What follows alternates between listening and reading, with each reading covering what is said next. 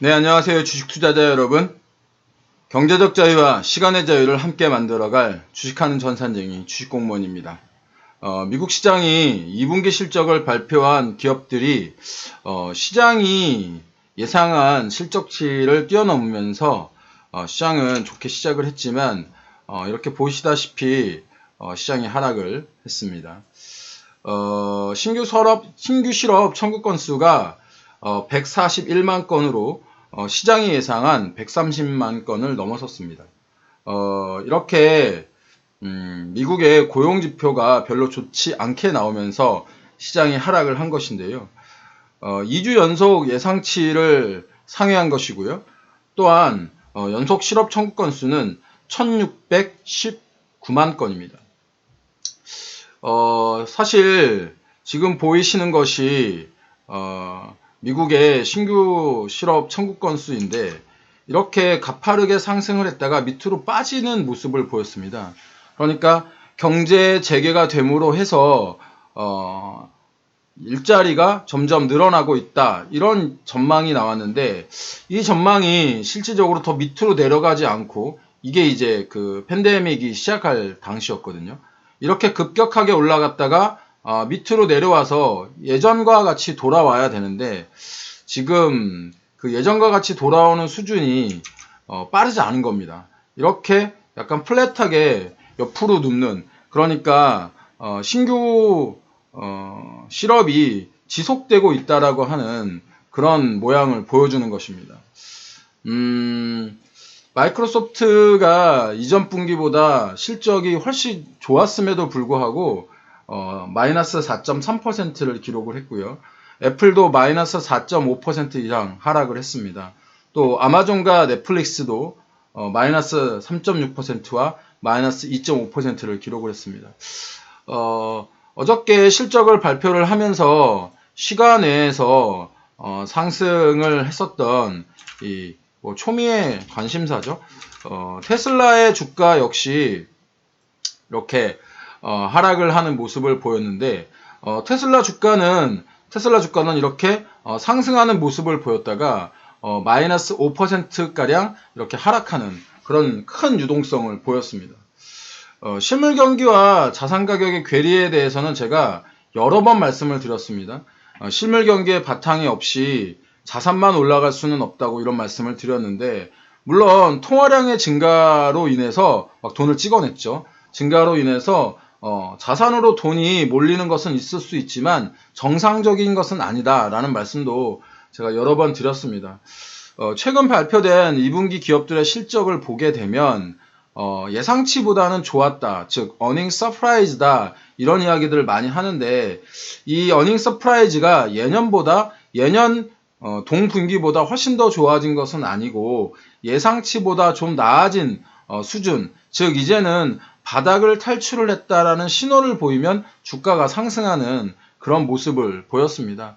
얼마 전에 상승을 했던 코카콜라의 주가 역시 실적은 별로 좋지 않았는데 어저께는 이 주가가 이렇게 상승을 하는 그런 모습을 보인 것이 대표적인 경우라고 보실 수 있을 것 같습니다. 그런데 대부분의 기업들의 실적은 예년에 비해서 형편없는 경우가 사실 많습니다. 이제 다다음 주에 이제 에너지 기업들의 실적 발표가 있는데 이 에너지 기업들의 실적 발표는 사실은 좀 공포스럽습니다. 왜냐하면 에너지 기업들은 바이러스 잠금 제한으로 인해서 전례 없는 수요 충격을 사실 받았거든요. 이 수요 충격과 주식 가격의 하락이 지금 현재 이미 눈으로 보여진 상태이기 때문에 2분기 실적이 더 안 좋게 나오게 된다고 한다면 기업의 주가는 더 떨어질 수 있기 때문인 겁니다. 시장이 올라가려면 그러니까 페이스북, 아마존, 애플, 넷플릭스, 구글 이런 종목만 올라가서는 안 됩니다. 이런저런 종목들이 함께 달려가야 되는 것이죠. 그러니까 주도주가 끌고 잡주들도 끌려가면서 시장의 파이와 규모가 커지고 발전해야 하는 겁니다. 그런데 지금 이제 빅테크들의 상승은 사실은 이 빅테크들의 그 시장에서 차지하는 규모가 2000년 초반 그 닷컴 버블이 있었던 당시의 시장 규모를 넘어서고 있습니다. 물론 버블 때는 실체가 없었고 지금 현재는 실체가 있다라고 하는 뭐 차이가 있기는 하지만 중요한 것은 돈 버는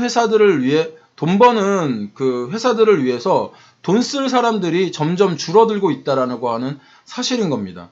그러니까 기업이 돈을 벌려면 그것에 그 돈을 쓸 사람들이 있어야 되는데 점점 양극화가 심해지면서 돈을 쓸 사람이 없어진다는 얘기인 겁니다.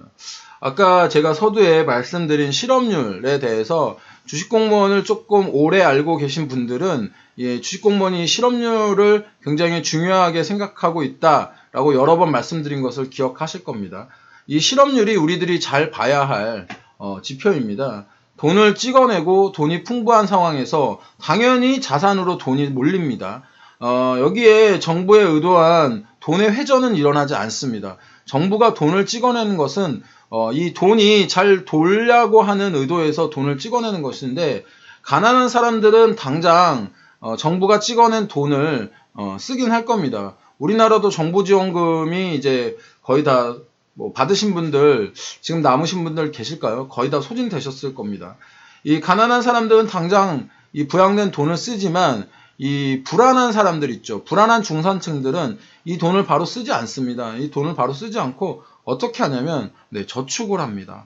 저축을 하고 당장 현금이 필요 없는 부유층들은 그 돈을 가지고 투자를 합니다. 그래서 이 중산층들이 저축을 하기 때문에 금리를 낮춰서 오히려 마이너스 금리 이야기가 나오는 겁니다. 왜냐하면 돈을 시장에 자꾸 풀어야 하는 것이 이 정부의 역할이기 때문인 겁니다. 아까 말씀드린 것처럼 부유한 당장 현금이 필요 없는 사람들은 그 돈을 가지고 재테크를 할 텐데 투자를 할 텐데 그 돈으로 무슨 주식을 사겠습니까? 바로 대장주 사겠죠. 이게 바로 빅테크 기업들입니다. 그러면 빅테크 기업들은 사실 예전 전통적 기업에 비해서 고용을 창출하는 효과가 매우 적습니다. 올해 시장의 대표적인 IPO 종목이었던 그 SK바이오팜 따상상을 기록을 하면서 엄청난 수익을 주었던 SK바이오팜의 현재 시가총액이 코스피 기준으로 우리나라에서 지금 현재 약 20위입니다. SK바이오팜 아래에 있는 한국전력이 약 24위를 지금 현재 차지하고 있는데요.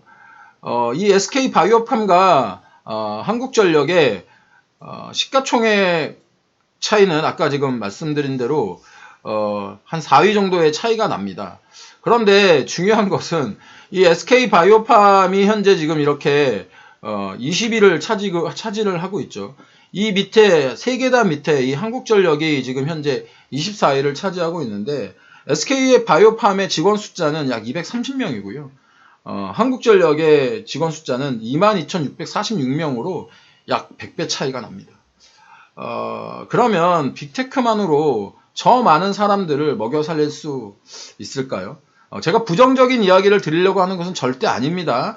현실에 대해서 한번 생각해 보시라는, 제가 이렇게 시황을 쓰는 이유는 저를 따라서 이렇게 하시라는 것이 아니고 저의 생각이 이런 생각이 있으니 투자자 여러분들이 제 생각을 보시고 어떤 인사이트를 가지시기를 바라면서 시황을 작성을 하는 겁니다.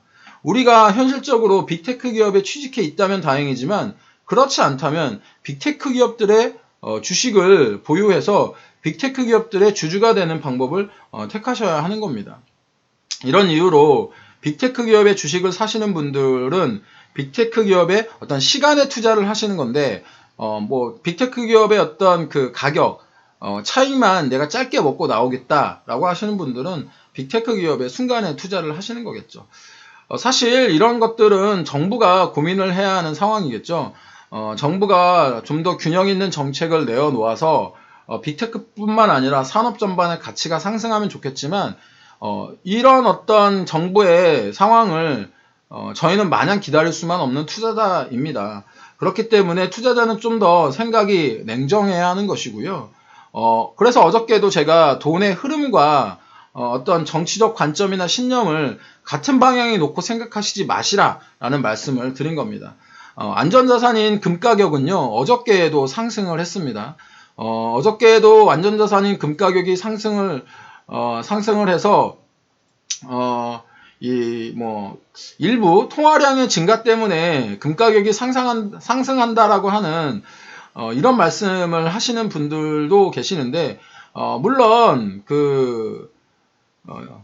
화폐의 가치가 하락하면 자산 가치가 상승하기 때문에 금 가격이 올라가는 것은 어떤 당연한 말씀이라고 생각이 듭니다. 하지만 금 가격은요, 안전자산입니다. 안전자산. 어저께도 말씀드렸다시피 달러의 가치가 오르던 내리던 지금 현재 금 가격은 계속해서 상승을 하고 있습니다.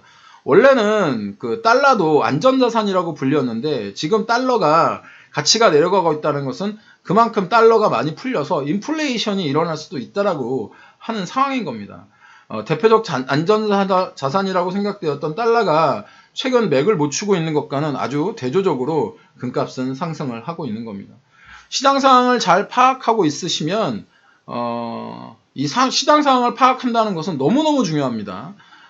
시장 상황을 잘 알고 있으면 당황하지 않고요. 당황하지 않으면 실수를 줄일 수 있습니다. 주식 투자는 절대적 게임이 아니고요. 상대적 게임입니다. 그렇기 때문에 공포와 기대는 나에게만 있는 것이 아니고 모든 투자자 전부에게 있다고 생각을 하시면 됩니다. 그렇기 때문에 너무 쫄 필요도 없으시고요. 너무 들떠 있을 필요도 없으십니다. 오늘은 시장 참여자 모두 다 쫄면서 시장을 시작을 하겠네요. 하지만 이성적 투자를 하고 계시다면 절대 쫄 필요 없습니다. 오히려 이런 시장이 그런 이성적 투자자들에게는 기회의 시장이기 때문입니다. 제 시황이 여러분들의 투자에 인사이트를 주길 바라면서 오늘 시황 마무리하도록 하겠습니다. 어려운 시장이지만 꼭 살아남으시고요. 주식 공부도 도와드리도록 하겠습니다. 오늘 하루도 성공 투자하시고 객관적으로 시장을 바라보는 눈 주식 공무원과 함께 키워가시기 바랍니다. 지금까지 여러분들의 시간적 자유와 경제적 자유를 함께 만들어갈 따박따박 수익률의 주식하는 전산쟁이 주식공무원이었습니다. 오늘도 화이팅 하시고요. 주식공무원과 함께 하시면 여러분들의 계좌 빨개지실 겁니다. 주식공무원 컨텐츠 마음에 드셨다면 추천, 구독, 좋아요, 알람 설정까지 부탁드리고요. 궁금한 점 있으시면 댓글로 달아주시면 주식공무원도 친절하게 댓글 달아드리도록 하겠습니다. 오늘도 화이팅입니다. 빠이빠이 짤짠.